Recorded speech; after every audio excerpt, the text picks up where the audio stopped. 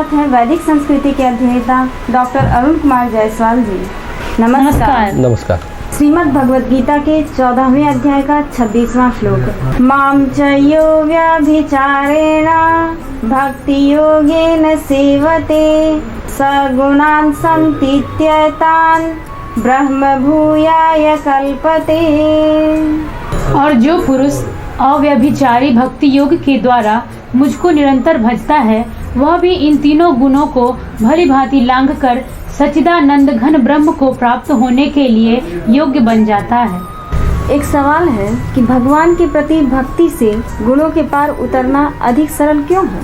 हमारा भी एक प्रश्न है कि एकांतिक या अव्यभिचारिणी भक्ति योग का क्या अर्थ है? भगवान इस श्लोक में कहते हैं, जो व्यक्ति अव्यभिचारिणी भक्ति के द्वारा निष्ठापूर्वक मेरी सेवा करता है, निरंतर मुझे भजता है, वह भी गुणातीत हो जाता है।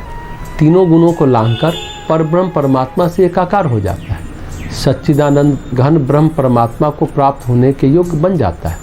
तो भगवान कहते हैं, अपना ध्यान मेरी ओर करो, क्योंकि मैं सभी जीवधारियों में अद्वितीय आत्मा हूँ।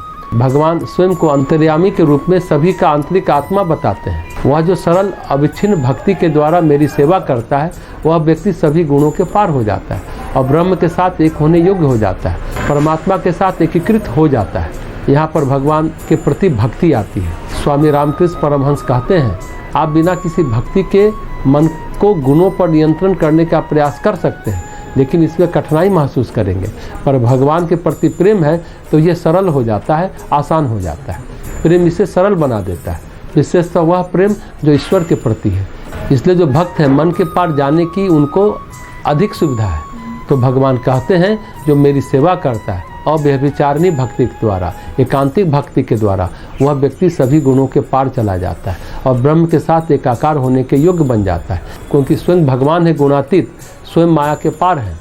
यदि परमात्मा का चिंतन होगा, परमात्मा के प्रति निष्ठा होगी, परमात्मा से संबंध को महसूस करेगा, तो गुणों के पार जाना अत्यंत आसान है और वह स्वाभाविक घटित हो जाता है। एकांतिक या अव्यभिचारिणी भक्ति योग का अर्थ यही है, केवल एक सर्वशक्तिमान परमेश्वर वासुदेव भगवान को ही अपना स्वामी मानता हुआ स्वार्थ और अभिमान को त्याग कर श्रद्धा और भाव के सहित परम प्रेम से निरंतर चिंतन करना, ये एकांतिक भक्ति का अर्थ है।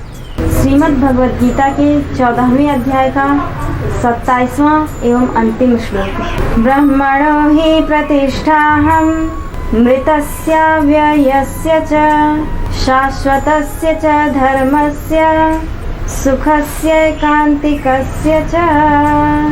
क्योंकि उस अविनाशी पर ब्रह्म का और अमृत का तथा नित्य धर्म का और अखंड एक रस आनंद का आश्रय मैं हूँ। एक प्रश्न है कि भगवान सभी अध्यायों में किस क्रम से चर्चा कर रहे हैं? हमारा भी एक प्रश्न है कि ये अध्याय किस कथन के साथ समाप्त होता है? भगवान इस अंतिम श्लोक में कहते हैं, अनश्वर अपरिवर्तनशील धाम के रूप में उसका आधार हूँ और शाश्वत धर्म और पूर्ण आनंद के रूप में भी भगवान ही है ब्रह्म। मैं ब्रह्म का भी आधार हूँ, सहारा हूँ। अगला अध्याय पुरुषोत्तम योग है, उसमें भगवान पुरुषोत्तम की बात करेंगे। बड़े क्रम से चर्चा है। 13वें अध्याय में चर्चा हुई क्षेत्र और क्षेत्र की प्रकृति क्या है, परमात्मा की। 14वें अध्याय में चर्चा हुई प्रकृति के तीनों गुणों की, त्रिगुणातीत होने की बात। 15वें अध्याय में चर्चा होगी क्षेत्रज्ञ यानी पुरुष की। पहले 13वें अध्याय में प्रकृति और पुरुष दोनों की चर्चा, फिर 14वें अध्याय में प्रकृति की और 15वें अध्याय में पुरुष की। 13वें अध्याय का छूटा हुआ भाग पुरुष यानी क्षेत्रज्ञ की चर्चा होगी। भगवान श्री कृष्ण को सर्वोच्च दिव्य उत्तम पुरुष कहा जाता है। भक्ति उन्हीं के प्रति उन्मुख है। यही भगवान कृष्ण सभी के रूप में आत्मा है, ब्रह्म की प्रतिष्ठा का आधार है, जो कि अमृत, अमरणशील, अव्यय एवं अपरिवर्तनशील है। वे शाश्वत धर्म यानी सनातन धर्म के आधार है, ब्रह्मांड के रक्षक हैं। वे असीम आयाम एवं प्रसन्नता के आधार भी हैं। परमात्मा के ब्रह्म के दो पहलू हैं, एक सगुण और एक निर्गुण, यानी गुण के और बिना गुण के, साकार और निराकार, आकार या रूप के साथ तथा इसके बिना भी, ब्रह्म और शक्ति के रूप में भी। ब्रह्म और शक्ति अभिन्न है। श्री रामकृष्ण परमहंस कहते हैं, एक सांप कुंडली मारे बैठा है तो निर्गुण ब्रह्म है, और वही सांप गतिमान है तो सगुण ब्रह्म है। वही ब्रह्मांड जिसका नाम रूप है वो सगुण है और नाम रूप के परे है वो निर्गुण है। यही अद्भुत ब्रह्म शक्ति के माध्यम से प्रभु के अवतार के रूप में आता है। वही कह सकता है कि मैं उच्चतम के साथ हूँ, उसे कहने का अधिकार है, क्योंकि वह ऐसा ही है। एक मानव के रूप में वह हमारे समान ही व्यवहार करता है। गीता के 4थे अध्याय में भगवान ने अपने अवतार के बारे में बताया था, लेकिन उसके असीम आयाम को खोजना बहुत कठिन है। हम उसके असीम आयाम को ही देखते हैं। उच्चतम एक अवतार के माध्यम से वह अभिव्यक्त होता है। अतः यह 14वां अध्याय का यह अंतिम श्लोक इस कथन के साथ समाप्त होता है कि मैं ब्रह्म का भी आधार हूँ। उत्तम पुरुष के रूप में वह सर्वोच्च व्यक्तित्व अमर और अपरिवर्तनशील है, शाश्वत सनातन धर्म का आधार है जो इस ब्रह्मांड को धारण करता है। हिंदुस्तान में धर्म को सनातन या शाश्वत कहते हैं, जिसका कोई नाम नहीं, विशेष स्थान नहीं। वह सत्यों का समूह यह संसार के अनेक धर्मों में पाया जाता है। हम प्रत्येक धर्म में सनातन धर्म देख सकते हैं। अन्य बातें धर्म, मत, नियम आदि युग धर्म कहलाते हैं। जो धर्म किसी समुदाय विशेष या युग विशेष के लिए इन बातों के बारे में है कि कैसे वस्त्र धारण किए जाए, कैसे खाना खाया जाए, किस पद्धति से विवाह संपन्न किए जाए, ये सब बातें स्मृति यानी युग धर्म है। किसी के कार्य विशेष की व्यक्तिगत प्राथमिकताएं हैं। वह नित्य धर्म जो नित्य वस्तुओं के बारे में है, जो नित्य सत्य है, जिसे परखा और सत्यापित किया जा सकता है, वह श्रुति कहलाता है। श्रुति तत्व है। उदाहरण के लिए भोजन श्राद्ध को लेकर व्यक्तिगत प्राथमिकता और मत है। कोई भी इन विषयों में पूर्णतः स्वतंत्र है। आज के युग के बाद दूसरे युग में इसे बदल सकते हैं, इसलिए इसे मत कहा जा सकता है। लेकिन दूसरा जो तत्व है वह है सत्य, उसे स्वीकारना होता है। हम में से प्रत्येक को प्राप्त करना होता है, इसलिए इसे तत्व कहा जाता है। स्मृति मत है, श्रुति तत्व है। भारत ने मत और तत्व के बीच अंतर किया है। मत अनेक हो सकते हैं, लेकिन तत्व एक ही होते हैं। जैसे 2 और 2 4 होते हैं, इसे बदला नहीं जा सकता। उसी तरह आत्मा सदा मुक्त है और वह हमारी सत्य प्रकृति है। मानव और समस्त अस्तित्व के बारे में यही तत्व है। वह जो मनुष्यों के बारे में वह तत्व प्राप्त कर लेता है, उसे ही तत्वदर्शी कहा जाता है। स्वामी विवेकानंद जब अमेरिका में भाषण दे रहे थे, तब उनसे प्रश्नकाल में किसी ने पूछा, स्वामी जी आप किसी प्रकार का सम्मोहन तो नहीं कर रहे हैं? उत्तर मिला नहीं। उन्होंने लेकिन बड़ा मार्मिक उत्तर दिया, मैं आपको सम्मोहन से दूर कर रहा हूँ। आप पहले से सम्मोहित हैं।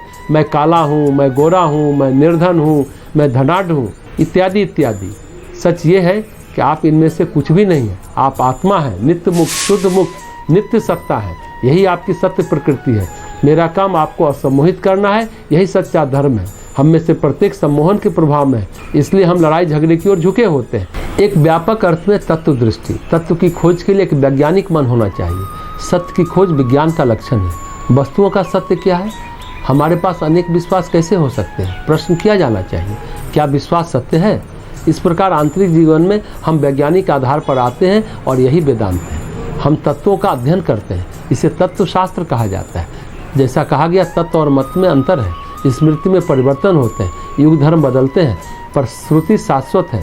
सनातन धर्म श्रुति से आया है। यह आत्मा की प्रकृति को लेकर के है। यह अंतर मानवीय सत्यों और परम सत्ता की प्रकृति को लेकर के है। यह सब श्रुति है, यह सब तत्व है। आपको इन्हें मानना पड़ता है, इनका परीक्षण कीजिए और इन्हें स्वयं सत्यापित कीजिए। लेकिन स्मृति की शिक्षा सत्यापनीय नहीं है, आपको बस इसे स्वीकारना होता है। आपको अपनी कमीज किस प्रकार पहननी चाहिए, आपको शिखा रखनी चाहिए नहीं रखनी चाहिए, ये स्मृति है, युग धर्म है। समय के अनुसार इसमें परिवर्तन आएगा। भूतकाल में हमारे पास एक प्रकार की स्मृति थी, अब इसमें से कुछ प्रथाओं को त्याग दिया है, इसलिए कि हमने युग धर्म परिवर्तित कर दिए हैं। इससे सनातन धर्म समाप्त नहीं हो जाता, इसलिए कि सनातन धर्म कुछ और पर आधारित है। बहुत साल पहले एक दादा ने इसलिए भोजन नहीं किया कि उनके पोते ने उनकी शिखा काट डाली, लेकिन दादा को यह कहकर मानना पड़ा कि यह बदलाव का समय है। कुछ शिखा रखना चाहते हैं, कुछ लोग नहीं रखना चाहते। इस प्रकार परिवर्तनों के लिए हमारे दर्शन में पर्याप्त प्रावधान है। फिर बाद में उन्होंने भोजन किया। श्रुति और स्मृति के इस अंतर ने हमें स्थिर बनाए रखा है। हमारे यहाँ कितनी ही स्मृतियाँ हुई हैं, लेकिन अब लगभग सभी स्मृतियाँ समाप्त हो गई हैं। अब हमारे पास प्रजातांत्रिक संविधान है, अब वही स्मृति है, उसी के अनुसार हम रहते हैं और संविधान के किसी कानून को हम तोड़ नहीं सकते। हाँ, संविधान का संशोधन कर सकते हैं और उस अनुसार जीवन जी सकते हैं, क्योंकि संविधान भी एक प्रकार का युग धर्म है। श्रुति शाश्वत है, उपनिषदों को श्रुति कहा गया है। उपनिषदों का कोई और पुंज नहीं है, उपनिषदों का केवल एक ही पुंज है, क्योंकि वह शाश्वत बातों को लेकर के है, जिसे सनातन धर्म कहा जाता है। जीवन के बाहरी छोर पर कितने ही परिवर्तन हो सकते हैं, लेकिन आंतरिक और केंद्रीय विचार यही बना रहता है। एक कवि हुए हैं शैली, उनकी कविता की पंक्ति है, एक रहता है और अनेक बन जाते हैं। जब आप अनेक से एक व्यवहार कर रहे होते हैं तो आप स्मृति से व्यवहार कर रहे होते हैं। जब आप एक से व्यवहार कर रहे होते हैं तो आप श्रुति से व्यवहार कर रहे होते हैं। इस विशेषण के साथ कि तीनों गुणों के पार कैसे जाया जा सकता है, इस 14वें अध्याय का निष्कर्ष निकाला गया है।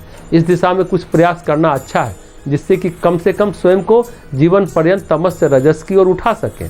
वह स्वयं में एक महान उपलब्धि होगी। आलस के कारण किसी बात में कोई रुचि न होना, दूसरों को कष्ट देने में रुचि होना, ये सब बातें तमस से आती है। फिर हम रजस पर एक सुंदर विकास की बात के साथ आते हैं, लेकिन जब हम सत्व पर आते हैं तो हमारा वह श्रेष्ठतम विकास है। फिर सुखद मानवीय संबंध बनते हैं, कोई लड़ाई झगड़ा मुकदमेबाजी नहीं होता। तनिक सा सत्व कभी कभी हमारे राजनीति में आया तो बातें बदल गई, परिदृश्य बदल गया, वातावरण बदल गया। अभी तक हम तमस और रजस के अधीन थे, अतः अभी तक हम देखते हैं कि किसी राष्ट्र का राजनीतिक जीवन तामसिक या राजसिक होता है अथवा दोनों होता है। तनिक सा सात्विक जब होता है तब इससे कार्यकलाप आम जीवन में तनाव या कष्ट पैदा नहीं करते, केवल और केवल शांतिपूर्ण क्रियाकलाप ही होते हैं। हम लोगों के लिए इन संभावनाओं को जानना अच्छा है। जब हम यह जान सकेंगे तो निश्चित रूप से अपने गतिविधियों को रजस से सत्य की ओर ले जाएंगे। इस प्रकार की राजनीति सच्चे अर्थों में प्रजातंत्रात्मक होगी। केवल इन्हीं परिस्थितियों में प्रजातंत्र पुष्पित और पल्लवित हो सकता है। अन्य परिस्थितियों में यह ऊपर नीचे इसे उछाला जा सकता है, जैसे कि आज यह उचित है और कल अनुचित है।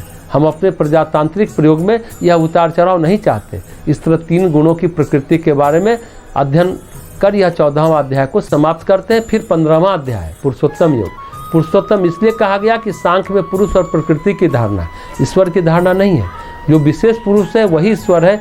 तो जो समस्त जीवात्मा है, जिसको कहते हैं पुरुष, परमात्मा, गीता ने इसको नया डायमेंशन दिया, नया आयाम दिया। गीता ने सांख्य और वेदांत को समन्वित किया है। एक नया कंसेप्ट, नई अवधारणा सिर्फ गीता में है, अन्यत्र किसी ग्रंथ में, किसी अन्य दर्शन में नहीं मिलता है। और वह है पुरुषोत्तम, जिसे पतंजलि कहते हैं विशेष पुरुष। पुरुषोत्तम मतलब जो पुरुषों में शिखर। पुरुषोत्तम यानी जिसमें सारे पुरुष समाहित हैं, यानी सारी आत्माएं समाहित हैं। पुरुषोत्तम यानी कि प्रकृति का अधीश्वर, प्रकृति का अधिष्ठाता, जो हम इसे 15वें अध्याय में आगे सुनेंगे।